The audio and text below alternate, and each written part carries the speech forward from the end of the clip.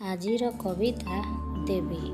ନୂଆ ଶାଢ଼ୀ ଚୁଡ଼ି ପିନ୍ଧି ବାହାରିଲି ମା ତୁମ ଦର୍ଶନ ପାଇଁ।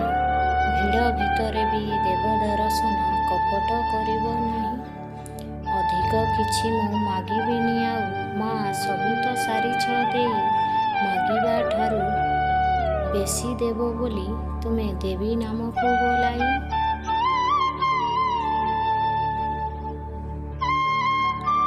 ଆଲୋକ ଠାରୁ ଯେ ବେଶୀ ଚମକ ମା ଆଖି ଦେଖିପାରେ ନାହିଁ।